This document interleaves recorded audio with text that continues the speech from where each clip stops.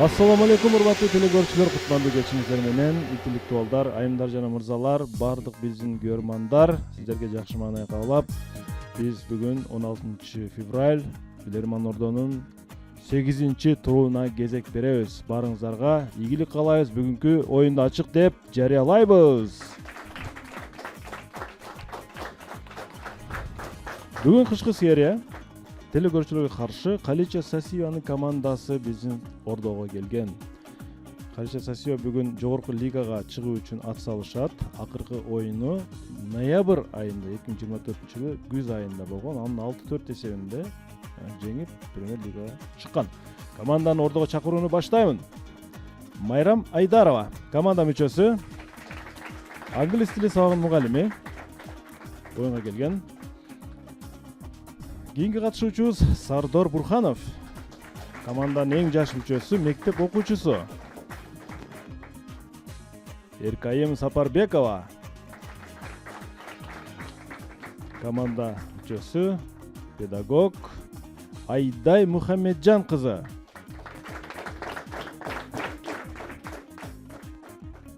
окутуучу, педагог. Капар Момуналиев, кыргыз тили адабият сабагынын мугалими, команда мүчөсү. Жана команданын капитаны Калича Сасиева, педагог, юрист. Мына ушул команда, урматтуу телекөрүүчүлөр, бүгүн жогорку лигага чыгуу үчүн ат салышмакчы. Алдыдагы убактыда эсеп кандай болот, биз көрөбүз. Бизге катталсаңыздар болот. Биздин кат курчундарга суроо жөнөтүңүздөр, урматтуу телекөрүүчүлөр. Ал үчүн биздин даректерди сиздер менимче жаттап калдыңыздар. Ошентсе да экранда даректерди жазып алыңыздар. Билерман астың сызыкча Ордо биздин Инстаграмда расмий баракчабыз. Сөзсүз подписка басыңыздар жана суроо калтырыңыздар. YouTube'да Билерман Ордо оюн көрсөңүздөр болот. Каналыбыз иштеп жатат кадимкидей. Facebook'та Билерман Ордо баракчабыз бар. Ал жерге катталыңыздар, суроо калтырыңыздар. Билерман чекет ТВ күчүкчө mail чекет биздин электрондук дарек. Суроо калтырсаңыздар болот. Жана Ош Шарлен көчөсү 330. Мына ушул даректерден биз суроолорду күтүп кала бермекчибиз. Өнөктөштөр, адаттагыдай эле башкы өнөктөшүбүз Барбол. Барболго чоң рахмат. Адаттуу дайыма жаңгана продукциялар бизди кубандырып келет. Дагы бир өнөктөшүбүз Актив дизайн, полиграфия жана жарнак борбору, реклама, дизайн бардык түрлөрүнү буйрутма алат. Таев костюм сиздерге жана телекөрүүчүлөргө ийгиликтерди каалайт. Баштадык оюнду. Биринчи раунд. Эсеп 0-0.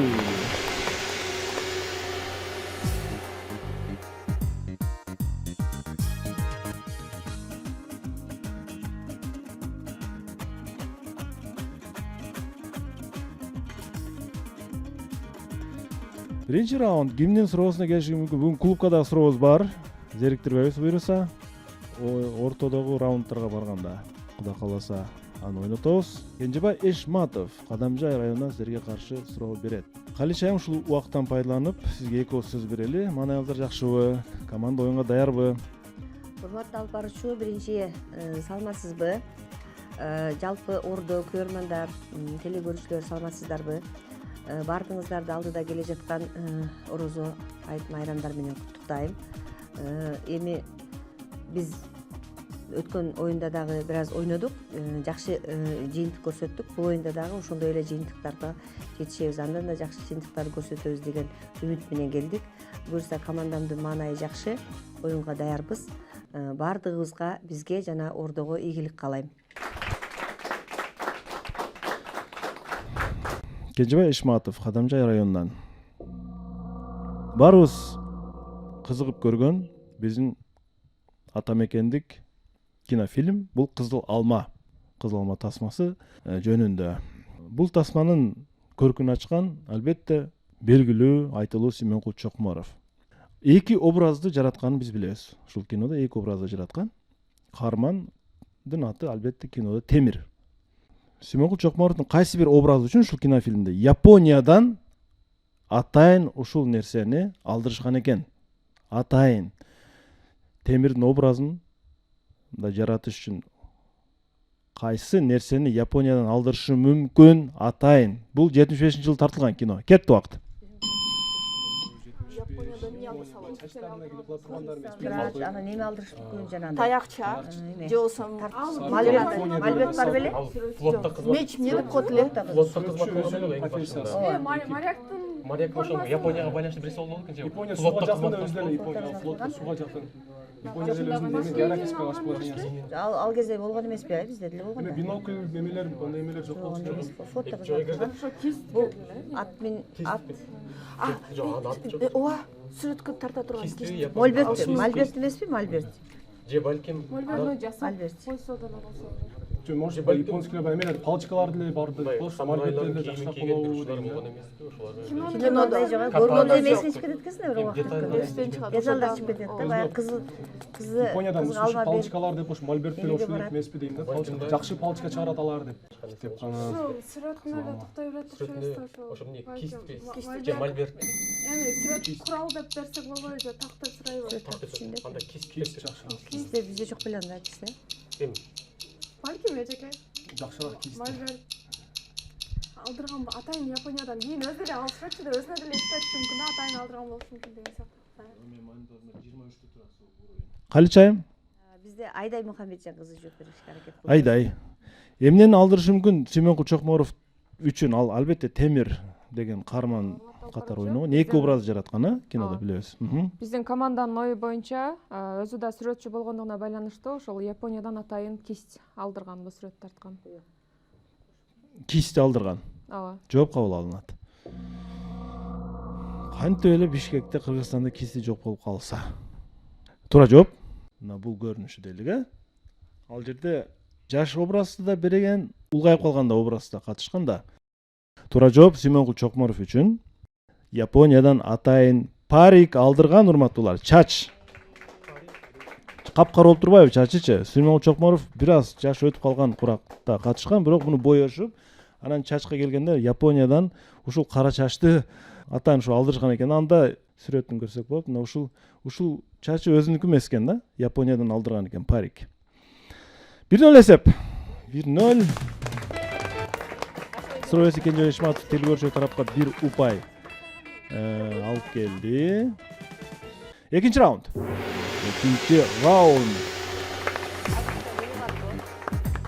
Парик деген вариант эч кимден чыкпадыбы, Калычайым?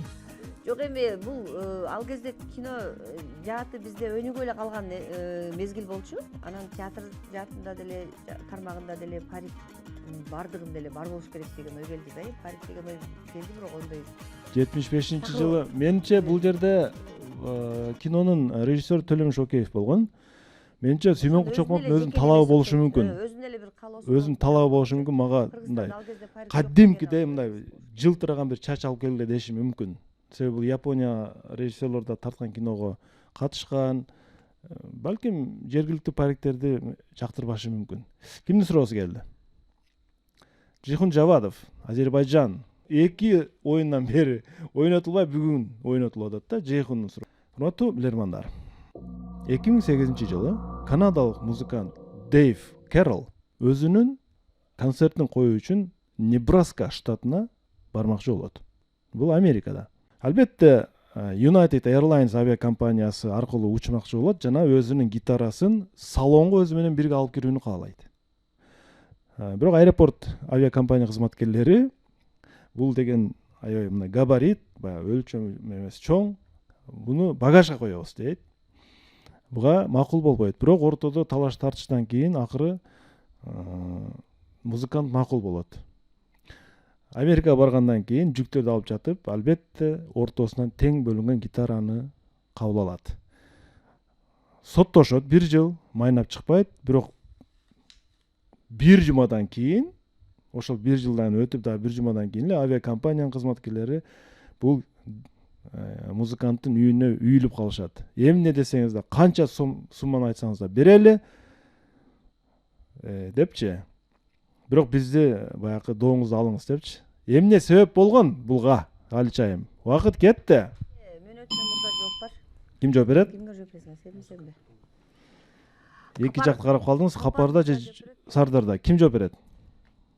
Капар мырза жооп берет. Капар. урматтуу алып баруучу бул музыкант ошол Аэропорттун баягы жаман кылыктары жөнүндө ыр чыгарып, ал ыр хит болуп кетет. Билесизби ырдын атын?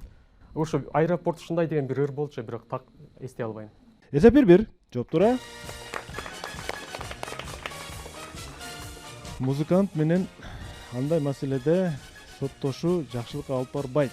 3-чү раунд. 3-чү раунд. Бүгүн кышкы сериялар Кадыша Сасиянын командасы жогорку лигага чыгуу үчүн ойноп жатат. Мындан мурунку оюнда Семет Амиралиев Тилекке каршы 1 упай менен калып кетти. Семет мырза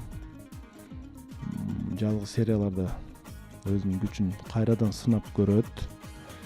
Адилет Жамалдинов Бишкек шаарынан силерге каршы суроо берет. Фото сүрөт аркылуу суроо узатмакчы экен телекөрүүчү. Бул сүрөт СССР сүрөтчүлөр союзунун мүчөсү латвиялык Аусаклис Баушкенекс деген сүрөтчү тарабынан 1977-жылы тартылган. Сүрөт улуу издөөлөр деген аталышты алган экен. Ушундай аталыш коюпту да, улуу издөөлөр. Великие поиски. Силерге суроо. Бул сүрөттөгү адамдар эмнени издеп жатышы мүмкүн? Кетти минута. Анау неменин немесин деп айтабы? Анау кишинин Галстук. галстук турат мойнунда. Значок эмеспи? Ана кыздын пионер болсо значок, галстук. Балким. Ал жөн эле. Дагы бул бир вариант дагы.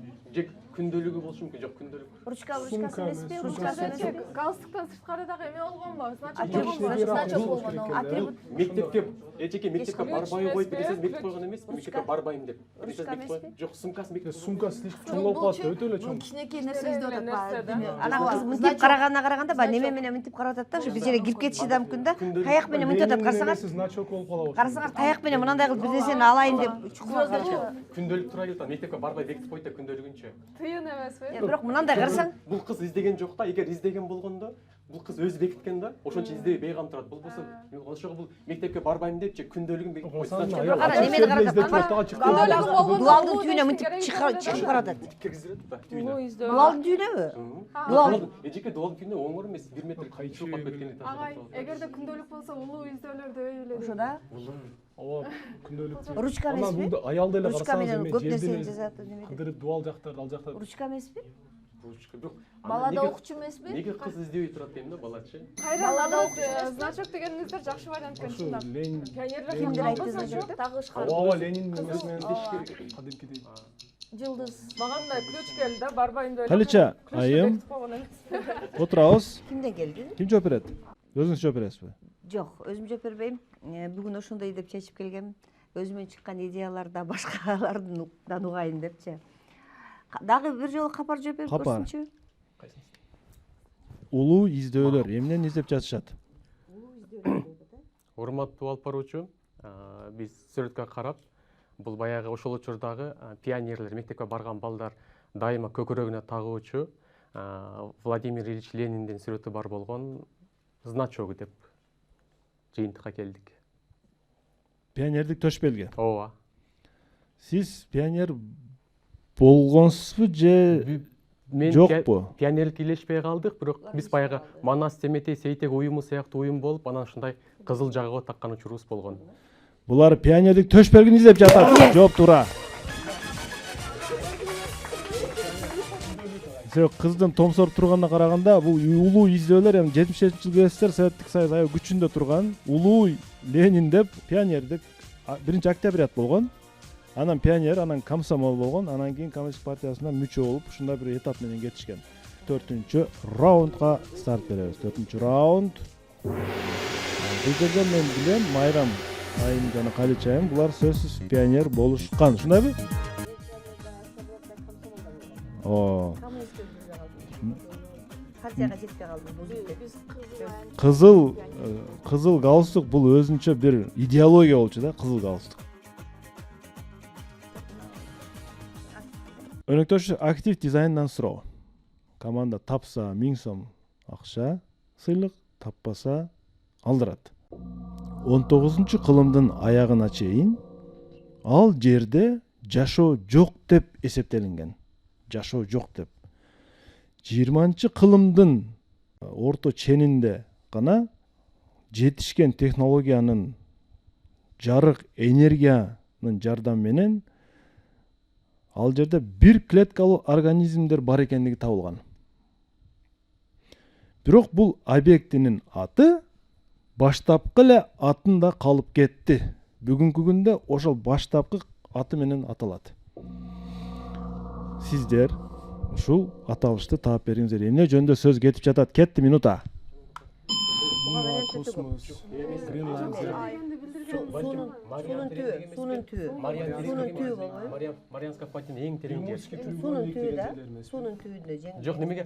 Балким ага чейин. жарык энергиясынын жардамы Бирок ошо 20-кылымга чейин 1800 Бир вариант болду. Бул суунун асты бир вариант дагы. Аны определенный Жок, суунун асты го так. определенный дистанциядан кейін Бир Мариан впадинасы анан жашоо жок деген экен да. Ай космос деле эмеспи? Мен деле ошондой деп калдым. Неме Арста, Айда деген неме жок. Бирок аты жок, жашоо жок деген. бирок айда Мурдагы баштапкы аты менен калып атат да. ошодо мурда деле айда эле ай деп же Антарктида эмеспи? Суунун түбү. Антарктида. Мурда деле суунун түбү, азыр деле суунун түбү. Марс. азыр атына да маани бериш керек Марс эме да бар. мурунку аты боюнча Жок, калды бул планета аты дегеничи, ошол бул жерде ирмек бар жокпу? Бәйсе кээ бир планеталардын аттары өзгөрүп кетти го. Жок, эжеке, балким анда планета болушун килет дегенде кайсы жерге барса ат коюшат го, Американы ачканда эмне деп ат коет да. Ошол балким анда планета да, же ай, же Марс деп көрөлү. Марс бейде ошо качкан эме жөнүндө да Ай. Марс эмес ай Айда барбы? Микроорганизмдер барбы? Аличайым, Микроорганизмдер барбы? убакыт бүттү. Үйнөмө аласыздарбы, жооп бересиздерби? ал жака ошо изи. Сардар жооп бергенге аракет кылып көрсүн. Сардар Бурханов. Урматтуу алып баруучу, биздин командада аябай көп жооптор чыгып калды, бирок биз ошо акырына келип Марс планетасы деген жоопко такталып, ошол жоопту туура деп ойлойбуз. Марс планетасы. Марс планетасы. Түшүнүктүү, жооп кабыл алынат.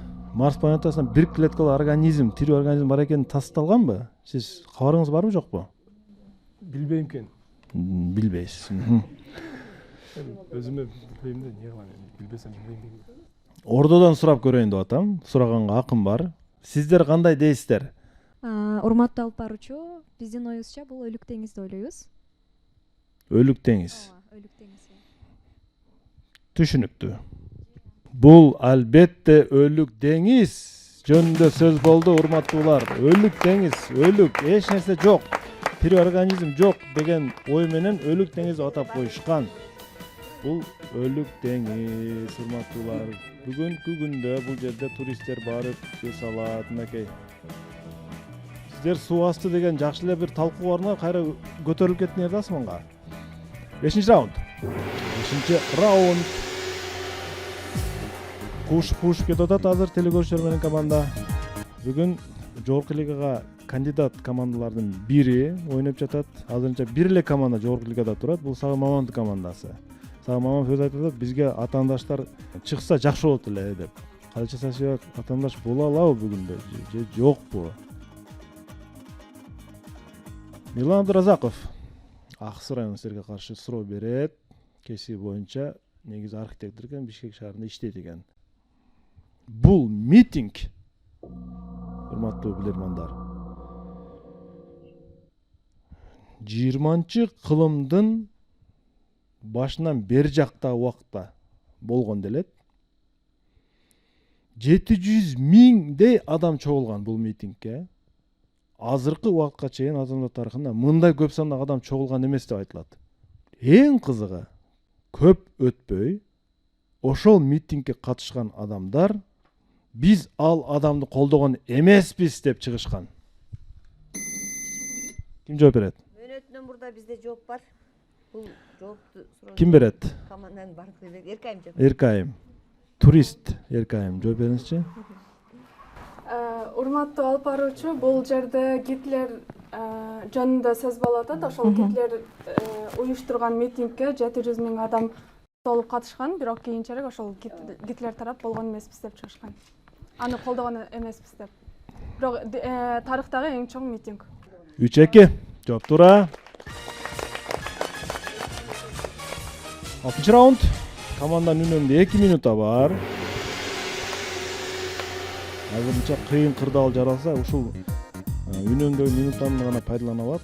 жардам ала албайт командаларынча, себеби алдыда баратат.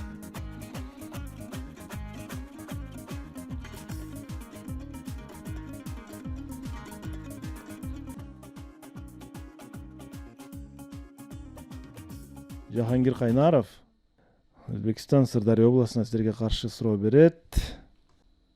Урматтуу билермандар, 19-кылымда кээ бир компаниялар, мен Европада дейин, кээ бир компаниялар ушул нерсе менен соода сатык кылышкан. Ушул нерсе менен алар бул продукциянын сапаты өтө жогору экендигин далилдеш үчүн гезитти пайдаланышкан. Гезитти. Сиздерге суроо. Кандай продукт жөнүндө сөз болуп жатат бул жерде? Бир сөз менен табыңыздар. Кетти минута. Канчалык деңгээлде окулат деп гезитти окуп көргөндө түндө? Дагы болду. Ушул бир вариант. Дагы. Гезитти дагы эмнеге бояйт? Очки. Көз айнек эмеспи? Токтор туруп. Байларды. Электр ток пайдаланган эмес, балки 19-кылымдын.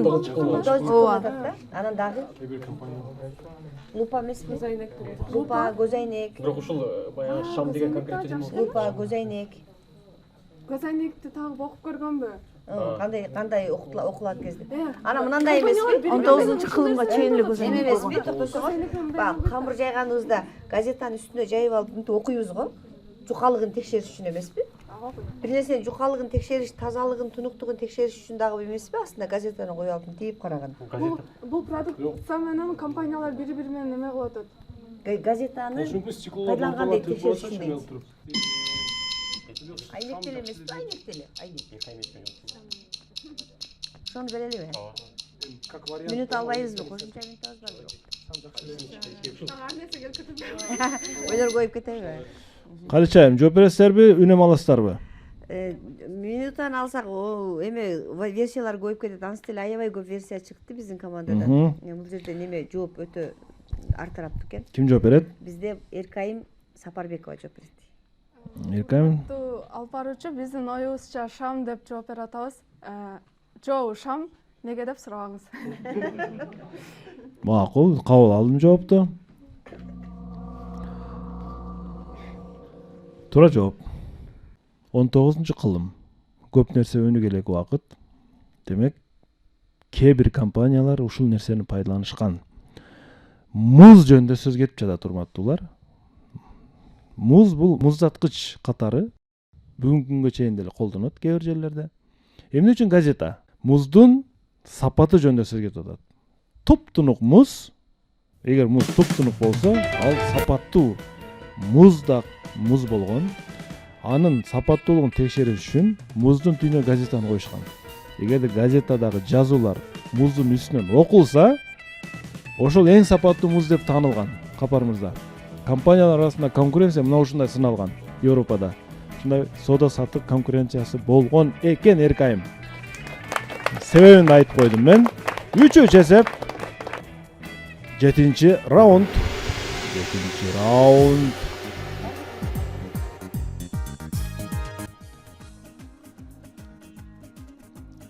Эми бүгүн муздаткычтар чыгып калды, бирок суусундуктар муздатууда муз дагы деле колдонот. Бирок ал сапатына, тунуктуна көңүл бурулбайт азыр албетте. Илгери компаниялар ушундай баягы конкуренцияны күчөтүү үчүн ушундай бир жолдорго чейин барышкан экен да.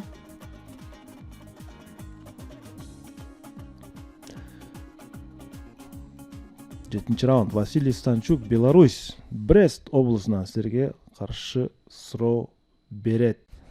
Урматтуу билермандар, мониторго көңүл бурабыз. Согуш аяктаган күнү, бул 1945-жылдын 8-майында Лондондо ханыша Елизавета, король Джордж VI жана премьер-министр Уинстон Черчилль жана ошондой эле Британ куралдуу күчтөрүнүн офицери мына ушул жерде, бул Буркингем сарайы болот албетте. Ошо Буркингем сарайынын балконунан элди мындай бир майрам менен куттуктап, жеңиш менен куттуктап ушинтип турушкан. Король да айттым, Уинстон Черчилль, ханыша Елизавета жана анын жанындагы Британ куралдуу күчтөрүнүн офицери. Сиздерге суроо. Офицердин аты жөнүн табаңыздар. Кетти минута. ой британдардын меники Лой Жорж болгон.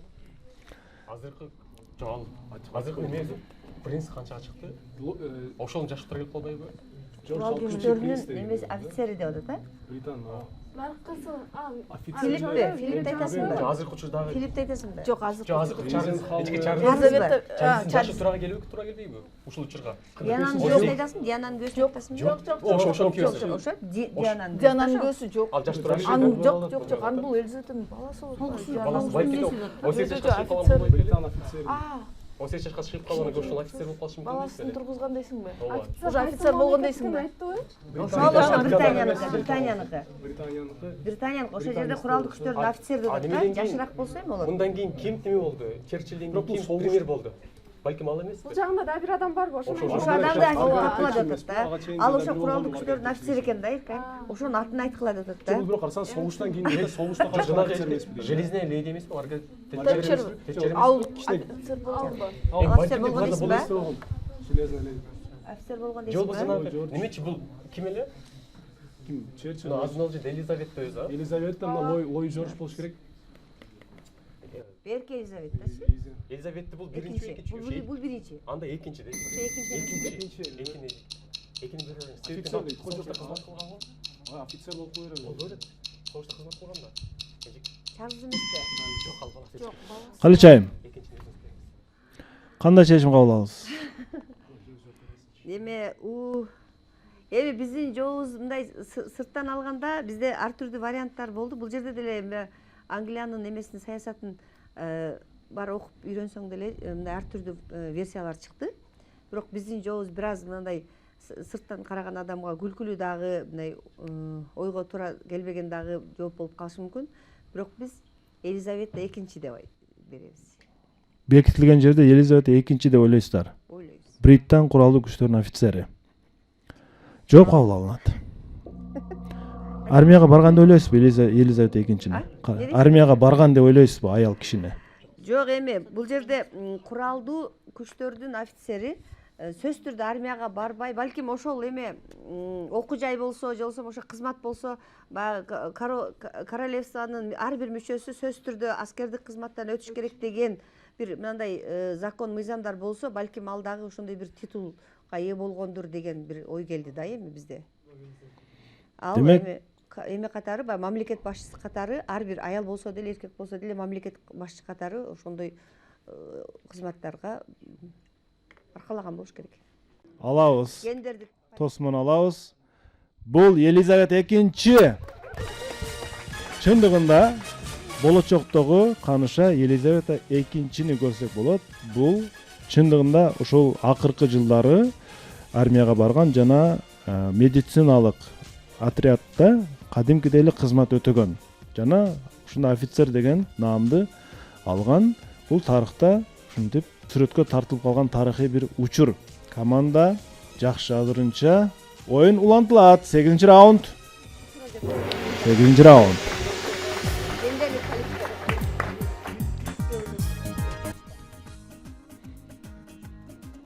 Блиц раунд калып атат. Александр Герасименконун суроосу калып атат. Бехрус Бедаловдун суроосу калып атат.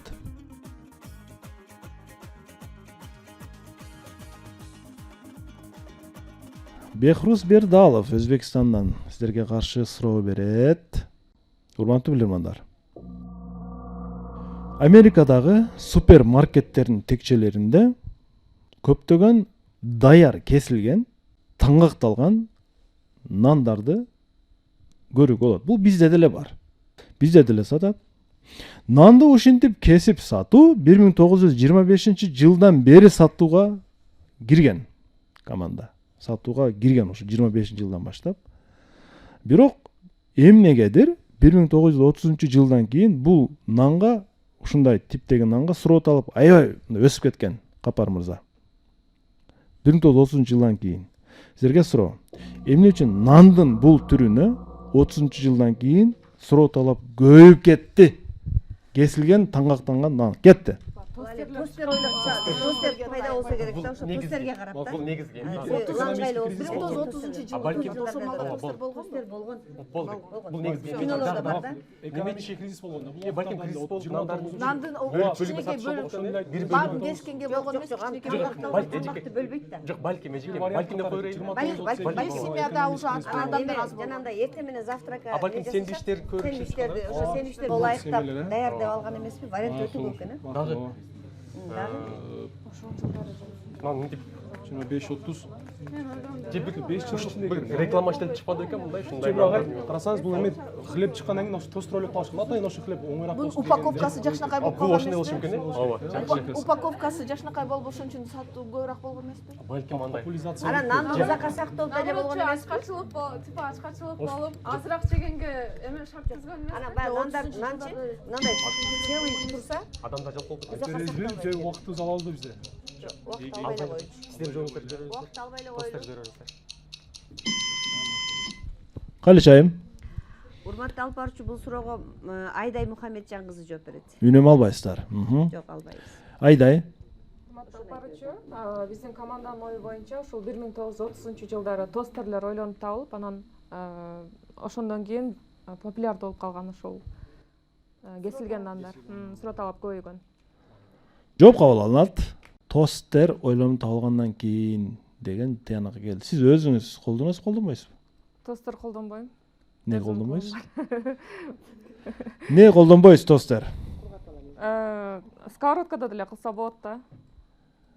Себеби ошол жылдан кийин тостер ойлонуп табылган.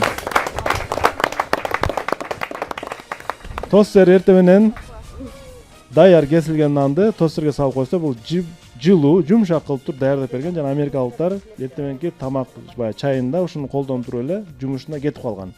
Эсеп болсо 5-3.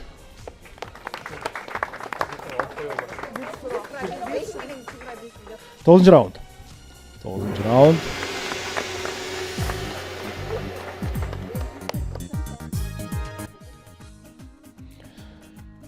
Тостер эч ким колдонбойбу, Калычайым? Тостер мындай да, биз тостерге убактыбыз жок да, эртең менен.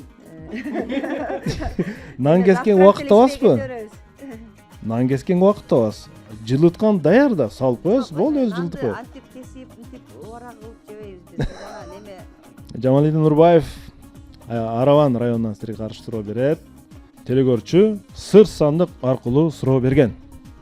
Сыр сандык студияга.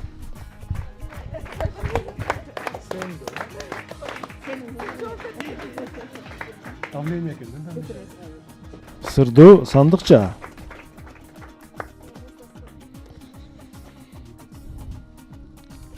Эмнен үн чыкты, Калычайым? Кыймылдабайбы? чыкылдабайт, саат жок. Саат жок. Америкалык тренер, коуч жана жазуучу Джим Квик бир белгилүү цитатасы бар ошонун тренер, коучтунчу.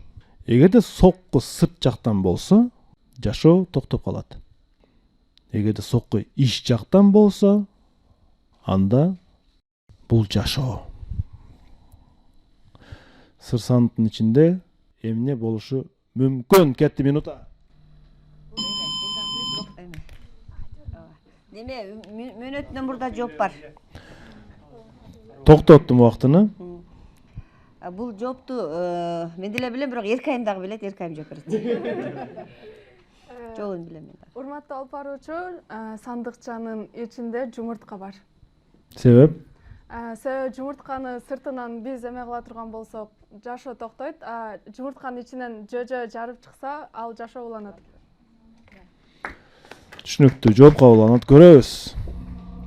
Эгер чында эле жумуртка болсо, Эркайымга беребиз. Куруп жейби, же эмне кылат, же тогуна бастырабы. Эгер башка нерсе болсо, анда билбейм.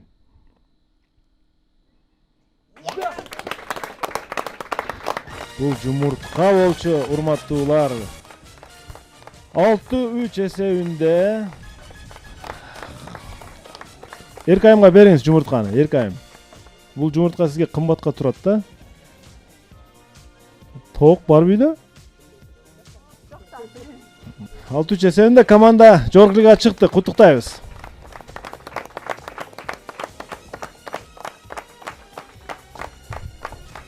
эки команда демек жогорку лигага чыгып атат.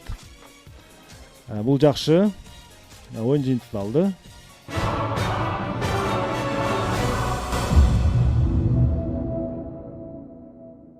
Калычайым мааны кандай? Оюн кандай болду? Кимдин суроосу жакты сиздерге? Урматтуу алып баруучу, эмнегедир мындай көп оюндарда кандай болот экен деген мындай бир күдүк менен келесиң го. Бирок бул оюнда эмнегедир биздин команда жеңишке жетерине мен ичимен мындай бир ишенич менен келген элем да. Үмүтүм чоң болчу. Себеби менин командамдын даярдыгы абдан жакшы деп айта алам. Биз бир жумада, бир аптада 2 жолу чогулуп, ар бирибиз 5тен категория ошондо эң кеми 25тен суроо түзүп келип даярданабыз. Жакшы, бул жакшы. Анан бул даярданганда биздин командага негизги мындай булардын астына коюлган максат даяр суроолорду эмес, маалымат алып, ошол маалыматтын ичинен өздөрү автордук суроо түзүп келишет. Бардыгыбыз түзүп келебиз. Анан бүгүнкү мыкты суроо деп мен ушул мына жумуртка тууралуу суроону айтат элем. Себеби мен өткөндө жаныбарлар тууралуу суроо издеп атканда ушул цитатаны окуп алып, мен өзүм да таң калгам, мага да аябай жаккан. Анан ушул жумуртка тууралуу суроо бүгүнкү биз тандаган мыкты суроо болуп эсептелет. Жамалдин Нурбаев суроо ээси, мыкты суроо болду. Жамалдин Нурбаев, куттуктайбыз, сизди куттуктайбыз. Актив дизайндын сыйлыгын сизге жөнөтөбүз. Семетей мырза, Сагын мырза, кыскача сиздерден оюн тууралуу пикир. Жакшы талкуу болду, активдүү катышты бардык команда мүчөлөрү.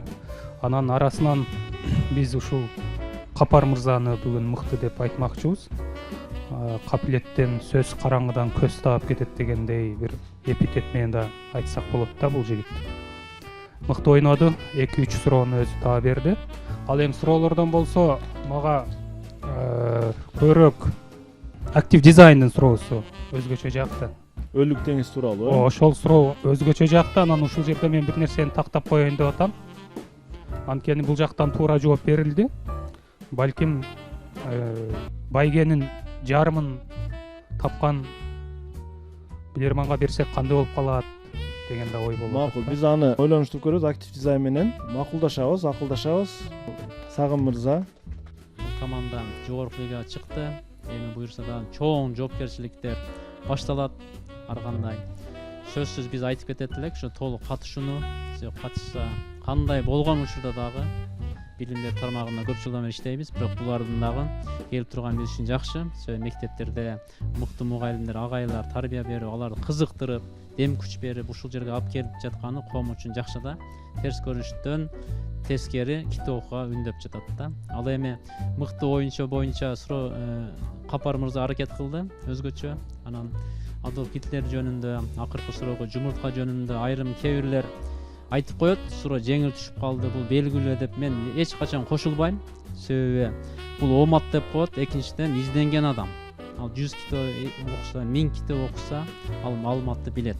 Бул мыкты оюнчу деп биз ушу эркайын көрсөтсөк болот. Ошол эми жакшы болду. Экинчи команда пайда болду. Капитан Азамат жана мыкты катышыңыздар коем. Рахмат. Рахмат. Эркайын Сапарбекова Сагын мырзанын ою боюнча активдүү катышты деп табылды. Куттуктайбыз. Албетте команданын ар бир мүчөсүнүн өзгөчө салымы бар.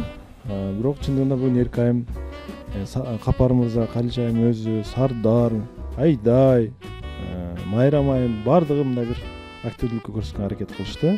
Туура, көп окуган көптү билет. Ар бир жерден ушундай логиканы, категорияны тандап отуруп, көзүнө чалдыгат баары бирчи бир нерсе илешет да. Ошол оюнда мынакей пайдасы тиет экен да. Эгер адам окубаса, изденбесе, каяктан табат? Таппайт. Ошон үчүн көбүрөөк окууга дагы мен да чакырып кетемин. Албетте башка оюндарга активдүү катышуу, квиз, таймаш оюндарын өзүнүн таасирин берет, сөз жемишин берет. Эмне дейбиз? Куттуктайбыз Калычайым. Буюрса, мына 6-3 эсебинде турасыздар. Бул эсепти дагы кимдер басып өтөт же кимдер жетпей калат, аны алдыда оюндарда көрөбүз. Оюндун акырын албетте шириндиктер менен жыйынтайбыз. Барбол шириндиктери студияга. Адал таттуу дайыма жаңы гана продукциялар менен бизди кубандырып келет. Барболго чоң рахмат. Анда эмесе, урматтуу телекөрүүчүлөр, биз кезектеги турду жыйынтыктайбыз. Барыңыздарга ийгилик, оомат, тапкычтык, билек күчтүү бирди жыгат, билими күчтүү миңди жыгат. Көрүшкөнчө ассалому алейкум, аман болуңуздар. Ар жекшемби сайын Билерман Ордо ЛТРде.